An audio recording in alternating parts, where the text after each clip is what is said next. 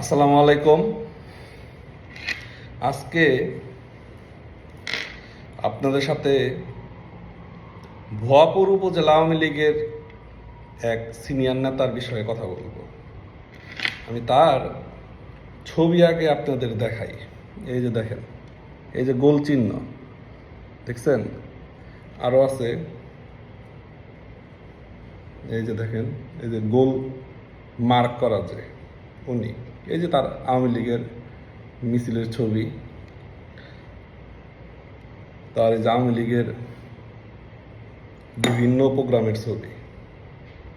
এখন এই যে দেখেন, এটা ভুয়াপুর ইব্রাহিম কা কলেজের প্রোগ্রামের ছবি, আওয়ামী লীগের প্রোগ্রাম।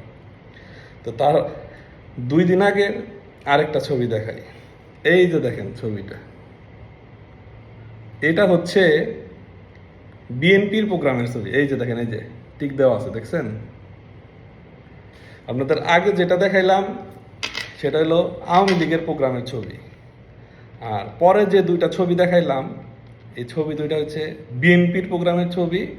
আপনার ভুয়াপুরে 16ই ডিসেম্বরে যে বিএনপির প্রোগ্রাম হয়েছে সেই প্রোগ্রামের ছবি।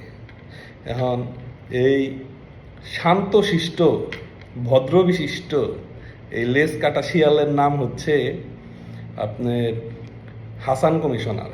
তার নাম হচ্ছে মাহমুদুল হাসান, হাসান কমিশনার। সে আপনার 26 কমিশনার ছিল।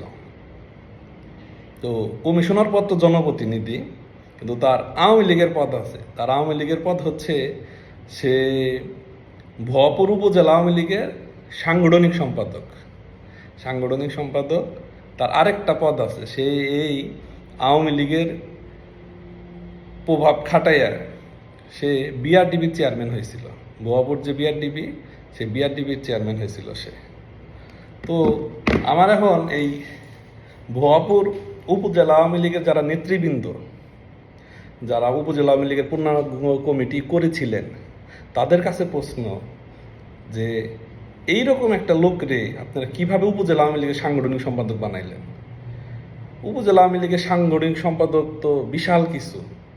আমি নিজেও টাঙ্গাইল সদর উপজেলা আওয়ামী লীগের সাংগঠনিক সম্পাদক।